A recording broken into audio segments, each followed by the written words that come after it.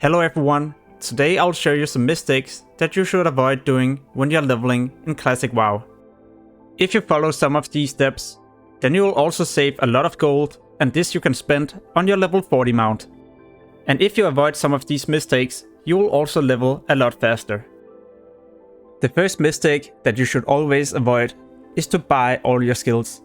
Every time you have gained 2 levels, you can buy new skills at your trainer. But if you buy all of these, you will not get your mount by level 40. All the spells that you should avoid buying for each class I've posted in the description. You can also find this in another video with even more mount saving tricks.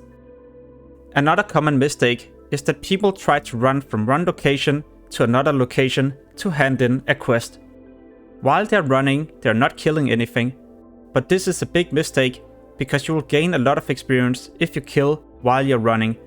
I know it will take you a bit longer to get to the destination, but when you do it like this, you'll eventually have gained a lot of experience compared to someone who hasn't. This is also useful for casters and melee classes. When I'm running like this, I always make sure to spend my mana, because else I just have to start farming at a later point. And when you have to farm without mana, you have to drink all the time, and that's gonna be a lot of downtime. But when you just run like this and you spend your mana whenever you have a little bit, then you gain a lot of experience compared to someone who doesn't. This also becomes handy as a warrior, so you just run from one direction to another and you do your auto swings. If you play on a PvP server, then I would also recommend you to skip some popular areas. In this level range, you might just rather go to a dungeon and level up that way. Because if you go to these zones, you might get ganked or maybe just CC'd forever, and then you can't really level. And if you do this, well, you will just spend a lot of time not gaining anything. If you watch this video and ranking is enabled, then it might not be too bad to go to Stranglephone Whale. Because if you can achieve rank 3 in the PvP system, well, then you also get a 10% discount for your mount at level 40. But you need to maintain rank 3. When you start leveling, there's also an add-on that I would recommend you to get. The add-on Better Winter Price is so useful because it tells you the winter price for the item. So if you're doing a quest and you don't need the quest reward, then this add-on will tell you the item that rewards you the most gold. And this is handy to maximize your gold for your level 40 mount. Another thing you should remember is to pick up first aid. No matter if you can heal or not, then first aid is going to be useful. So when you're at low health or low mana, you could CC a target and then try to use first aid. If you do this, you might eventually be able to kill the target and then you don't die. If you didn't have first aid, you might have died and then you had to spend a lot of time corpse running. If you plan to speed level, then I would recommend you not to pick any professions at all. But if you plan to chill and maximize your gold, then you should pick up skinning.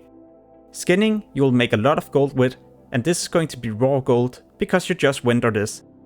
From level 30 to 40 you'll make a lot of gold because the leather that you find winter for either 10 silver to 30 silver a stack. But talking about professions, then I would recommend you to only pick up gather professions.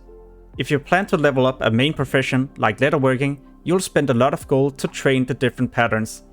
And all the leather that you find you'll most likely have to use in the profession, and then you won't gain anything from the winter. So make sure to just pick up gather professions if you plan to get your mount as fast as possible. A major thing that makes people level a lot slower is not knowing the right location to run. Often it's important to follow a road, because on the road there's going to be less monsters, so you will also not die as often. But it's also important to know about different locations where you can jump from one zone to pretty much another zone. I'll now show you an example of how you can save a lot of travel time. Close to Nomagan, you can go to this area, and in the mountains you can go up here and then jump down. When you jump down, you will eventually get into wetlands, and when you die, you can resurrect at the spirit healer in wetlands. Without this death skip, you probably have to use anywhere between like 20 to 30 minutes running to wetlands. This method can also be reversed, so if you play a night elf, this might become handy. At the harbor, you find the mountain area, and this area you just have to hug. Now you just follow the mountains all the way down here. And when you get to this spot that I show you on the map, you'll be at the right location. You will also see yourself being in Dun Mirage. Now you just have to die, so for example drowning, and then you use the spirit healer in Karanas. If you would like to see more classic tips and tricks, and how I'm leveling and making gold at the same time, so for example by farming the right monsters, make sure to check out my channel. As always, thank you for watching, and have an amazing day. Peace.